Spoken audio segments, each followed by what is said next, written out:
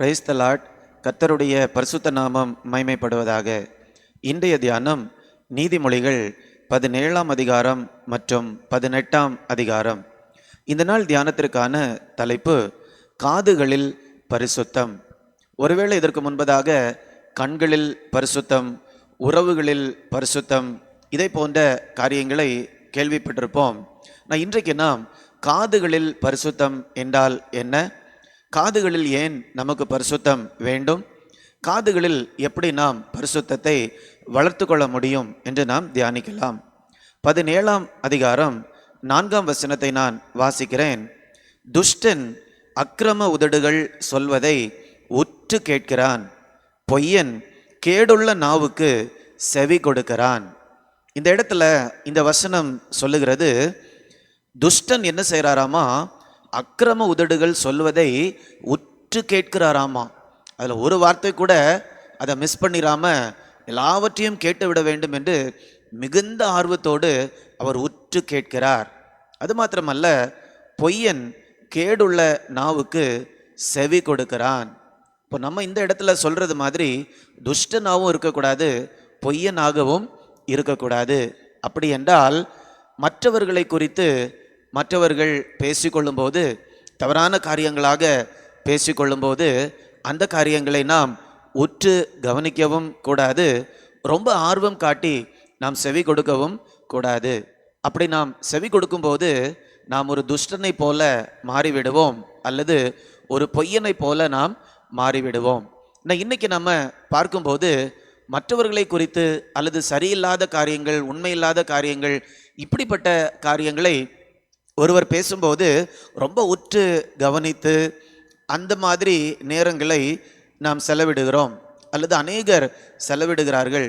இன்றைக்கு இப்படிப்பட்ட தவறான செய்திகளை கேள்விப்படுவதில் அல்லது மற்றவர்களை குறித்து பேசப்படக்கூடிய காரியங்களை உற்று கவனிப்பதில், கேட்பதில் அதிகமான ஆர்வம் செலுத்தப்படுகிறது. ஏன் இப்படிப்பட்ட காரியங்களை கேட்பதற்கு அநேகர் ஆர்வம் செலுத்துகிறார்கள்? அதில் என்ன இன்ட்ரெஸ்டிங்காக இருக்கிறது? ஏன் இப்படி ஒரு ஆர்வத்தை காட்டுகிறார்கள்? ஒரு சில காரியங்களை நாம் பார்க்கலாம். முதலாவதாக, தவறான காரியங்களை பேசும்போது அது ஒரு விதமான ஆர்வத்தை நமக்குள்ளாக உண்டாக்குகிறது. வேதத்தில் நாம் ஒரு வசனத்தை நாம் பார்க்கிறோம், திருட்டு தண்ணீர் தித்திக்கிறது. அப்போ இன்னொருவர் பற்றிய தகவல் நமக்கு அது தேவையே இல்லை, அது அவருடைய வாழ்க்கைக்குரியது. ஆனால் அந்த காரியத்தை நாம் இன்னொருவர் சொல்ல நாம் கேட்க வேண்டும் என்று சொல்லும்போது ஒரு விதமான ஒரு ஆர்வம் ஏற்படுகிறது. அப்படிப்பட்ட ஒரு ஆர்வம் ஒரு வேதத்தின்படி சரியான ஆர்வம் இல்லை. அதை நாம் எப்படி மேற்கொள்வது என்று பார்க்கும்போது 1 தெசலோனிக்கேயர் 4ஆம் அதிகாரம் 12ஆம் வசனத்தை நான் வாசிக்கிறேன்.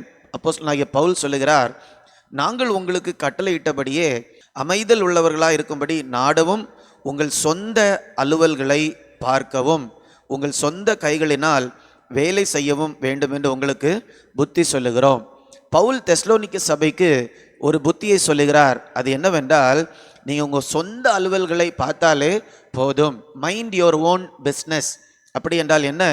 இன்னொருவருடைய வாழ்க்கையில் நடக்கக்கூடிய காரியங்களை குறித்து வேற யார் பேசினாலும் நீங்கள் அதில் என்ன காட்ட வேண்டிய அவசியம் இல்லை, ஆர்வம் காட்ட வேண்டிய அவசியம் இல்லை. இன்னொரு இடத்துல கூட பார்க்கும்போது பிலிப்பியர் 2ஆம் அதிகாரம் 12ஆம் வசனத்தினுடைய பின்பகுதியை நான் வாசிக்கும்போது, உங்கள் ரட்சிப்பு நிறைவேற பிரயாசப்படுங்கள். மற்றவர்களுடைய ரட்சிப்பு நிறைவேறுவதற்கு அவர்கள் பிரயாசப்படுவார்கள். நம்முடைய கடமை என்ன? Work out your salvation. உங்கள் ரட்சிப்பு நிறைவேற நீங்கள் பிரயாசப்படுங்கள். ஏனென்றால் நாம் ஒவ்வொருவரும் இயேசுவுக்கு முன்பதாக, நியாயாதிபதிக்கு முன்பதாக ஒரு நாள் தனித்தனியாக நாம் நிற்க வேண்டும். அப்போ நம்முடைய வேலைகளை செய்வதில் நாம் கவனம் செலுத்த வேண்டும்.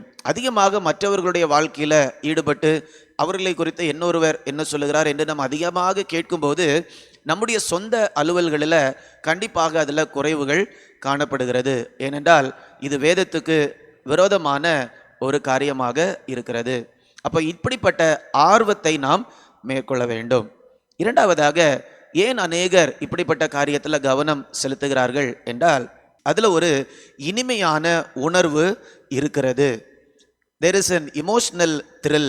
மற்றவர்களுடைய வாழ்க்கையில் நடக்கக்கூடிய காரியங்களை இன்னொருத்தர் சொல்ல அது அநேக நேரத்தில் குறைகளாக தான் இருக்கும்.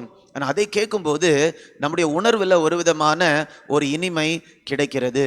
இப்படிப்பட்ட காரியம் சரியா? கண்டிப்பாக சரியானது இல்லை. எப்படி ஒரு போதைப் பொருளை பயன்படுத்தக்கூடியவங்க அந்த போதைப் பொருளை பயன்படுத்தும் போது அதில் ஒரு இனிமையான உணர்வு கிடைக்கும் என்று அந்த பொருளை பயன்படுத்துகிறார்களோ, இதுவும் அதே மாதிரி தான்.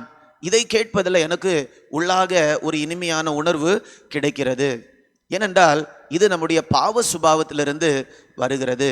இதை நாம் மேற்கொள்வதற்கு என்ன செய்ய வேண்டும்? சங்கீதம் 16:11 நாம் பார்க்கும்போது ஆண்டவருடைய சமூகத்தில் பேரானந்தம் இருக்கிறது.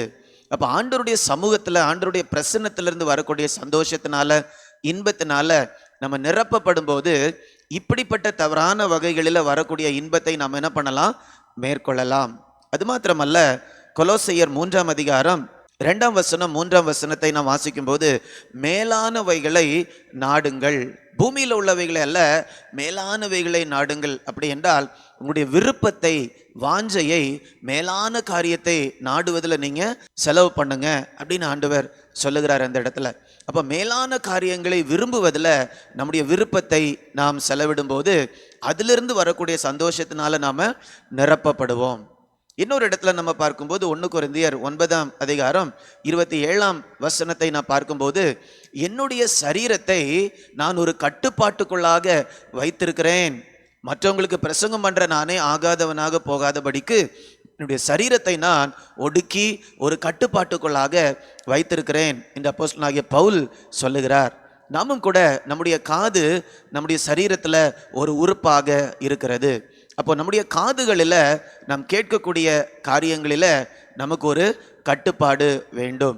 கட்டுப்பாடை மீறி நம்ம செல்லும்போது பரிசுத்த ஆவியானவர் இடத்துல நாம் உதவி கேட்க வேண்டும். ஏனென்றால் ஆவியின் கனிகளில் ஒன்று சுய கட்டுப்பாடாக இருக்கிறது. இப்படி தான் நம்ம இதிலிருந்து கிடைக்கக்கூடிய இனிமையான உணர்வுகளை மேற்கொள்ள முடியும். மூன்றாவதாக, எதற்காக இப்படிப்பட்ட காரியங்களில் அநேகர் ஆர்வம் காட்டுகிறார்கள் என்றால், அதில் ஒரு மேன்மை உணர்வு கிடைக்கிறது. a sense of superiority. ஒரு சிலரை பார்த்து குறைகளை மற்றவர்கள் சொல்லுவார்கள். அதை நம்ம கேட்கும்போது ஆசையாக அதை கேட்டுக்கொண்டே இருக்கும்போது மேபி நேரம் போகிறது தெரியாமல் இருக்கலாம். அதுக்கு ஒரு முக்கியமான காரணம் என்னவென்றால், மற்றவர்களுடைய குறைகளை கேட்கும்போது நமக்குள்ளாக ஒரு உணர்வு வருகிறது, அவர்களை காட்டிலும் நான் சிறந்தவன், அவங்க இப்படிலாம் பண்ணியிருக்காங்க, ஆனால் அதை காட்டிலும் நான் சிறந்தவன். இப்படிப்பட்ட ஒரு மேன்மையான உணர்வு நமக்கு வருகிறது. ஆண்டவர் இப்படிப்பட்ட வகையில் ஒரு மேன்மையான உணர்வு நமக்கு வரக்கூடாது என்றுதான் வேதத்தில் கற்றுத்தருகிறார். கலாத்தியர் 6:4 நான் வாசிக்கிறேன். அவனவன் தன் சுய கிரியையை சோதித்து பார்க்க கடவன், அப்பொழுது மற்றவர்களை பார்க்கும் பொழுதல்ல, தன்னையே பார்க்கும் பொழுது மேன்மை பாராட்ட அவனுக்கு இடம் உண்டாகும். ஒவ்வொருவரும் அவர்களுக்குள்ளால பார்த்து, அவர்களுடைய கிரியைகளை பார்த்து மேன்மை பாராட்ட வேண்டும். நேற்றுக்கு இருந்ததை காட்டிலும் அல்லது கடந்த ஆண்டில் இருந்ததை காட்டிலும் இன்னைக்கு நான் வளர்ந்திருக்கிறேன். என்னுடைய உறவுகளில் கடந்த நாளில் இருந்ததை காட்டிலும் இன்னைக்கு நான் அதிகமாக வளர்ந்திருக்கிறேன். நான் ஜெபிப்பதில் நான் வளர்ந்திருக்கிறேன். இப்படியாக நமக்குள்ளாகவே பார்த்து, நம்முடைய வளர்ச்சியை பார்த்து, நான் முந்தி இருந்ததை காட்டிலும் இப்பொழுது எப்படி இருக்கிறேன் என்று ஒப்பிட்டு பார்த்து அதிலிருந்து வரக்கூடிய சந்தோஷத்தினால் நாம் நிரப்பப்பட வேண்டும் என்று ஆண்டவர் நமக்கு போதிக்கிறார். அப்படி நம்ம பார்க்கும்போது நான் மற்றவனை காட்டிலும் சிறந்தவன் என்று நம்ம ஒப்பிட்டு பார்க்க மாட்டோம். நான் நேற்றுக்கு இருந்ததை காட்டிலும் இன்னைக்கு ஆண்டவருடைய கிருபையினால சிறந்து இருக்கிறேன். அப்படிதான் நம்ம என்ன பண்ணுவோம்?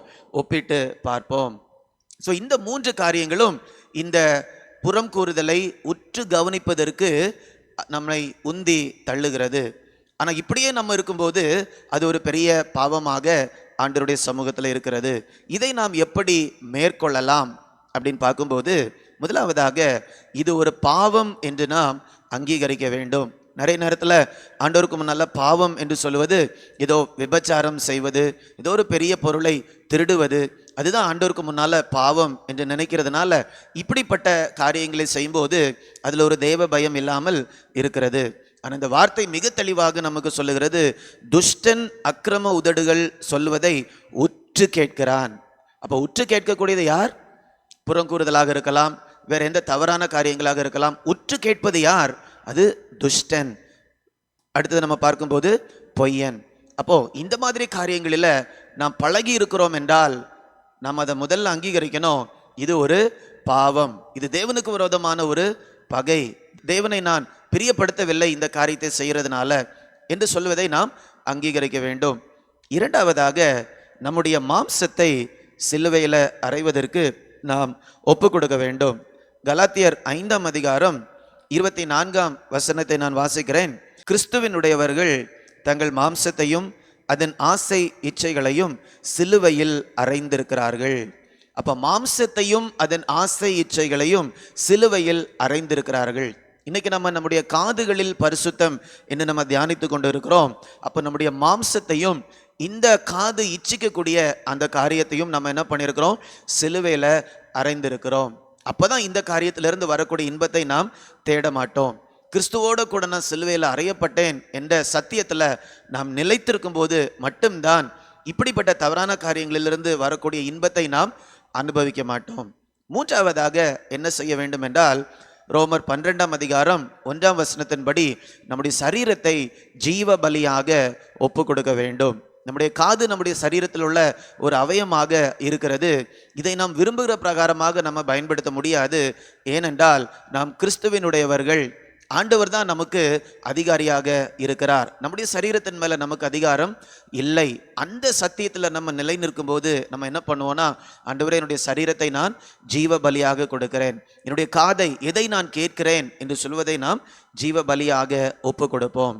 நான்காவதாக, கலாத்தியர் 5ஆம் அதிகாரம் 16ஆம் வசனத்தின்படி ஆவியில நடக்க வேண்டும்.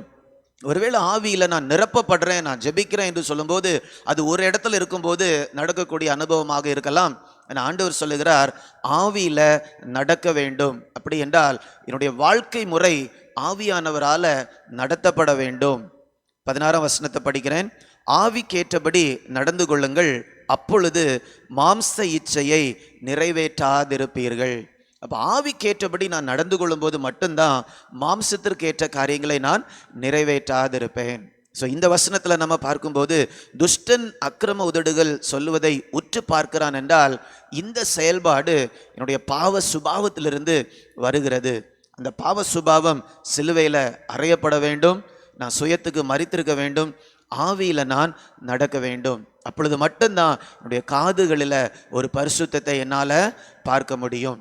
கண்களில் பரிசுத்தம் வேண்டும், உறவுகளில் பரிசுத்தம் வேண்டும், நம்ம செய்யக்கூடிய வேலைகளில் பரிசுத்தம் வேண்டும், நம்ம எதை கேட்கிறோமோ அதிலும் ஒரு பரிசுத்தம் நிச்சயமாக வேண்டும். இப்படிப்பட்ட கிருபைகளை ஆண்டவர் நமக்கு தருவாராக. எல்லா விதத்திலும் ஆண்டவருக்கு முன்பதாக நிற்பதற்கு தகுதியுள்ளவர்களாக நாம் பாரபடியான கிருபையை ஆண்டவர் நமக்கு தருவாராக. நாம் ஜெபிக்கலாமா? அன்பின் ஆண்டவரே, உமக்கு நாங்கள் நன்றி செலுத்துகிறோம் அப்பா. எங்களுடைய காதுகளில் ஏன் பரிசுத்தம் வேண்டும் என்று நாங்கள் தியானித்து இருக்கிறோம். ஆண்டவர் இப்படிப்பட்ட காரியங்களை எதிர்பார்க்கிறீர் என்று உம்முடைய வார்த்தையின் மூலமாக கற்றுக்கொள்ள ஆண்டவர் கொடுத்த கிருபைக்காக நன்றி செலுத்துகிறோம் அப்பா. எங்களுடைய காதுகளில் நாங்கள் எதை கேட்கிறோம், நாங்கள் கேட்கக்கூடிய காரியங்களை குறித்து கவனமாக இருக்கிறோமா, இப்படிப்பட்ட காரியங்களை நாங்கள் தியானிக்க ஆண்டவர் கொடுத்த கிருபைக்காக உமக்கு நன்றி அப்பா. எங்களுடைய சுயத்திற்கு நாங்கள் இதில் இடம் கொடுக்காதபடிக்கு, எங்களுடைய பாவ சுபாவத்திலிருந்து வரக்கூடிய இன்பங்களுக்கு நாங்கள் இடம் கொடுக்காதபடிக்கு உடைய பாவ சுபாவங்கள் சிலுவையில் அறையப்பட்டிருக்கும்படியாய் ஜெபிக்கிறேன் அப்பா. நாங்கள் எங்களுடைய வாழ்க்கையில் ஒவ்வொருவரும் ஆவியினால் மட்டும் நடத்தப்பட ஆண்டவர் கிருபை தரும்படியாய் ஜெபிக்கிறேன். அப்படியாக நாங்கள் பரிசுத்தத்தில் அடுத்தடுத்த நிலைகளுக்குள்ளாக கடந்து செல்ல ஆண்டவர் கிருபை தரும்படியாய் ஜெபிக்கிறேன். மீட்பர் இயேசுவின் மூலம் கேட்கிறேன் நல்ல பிதாவே. ஆமேன், ஆமேன். God bless you. God bless you.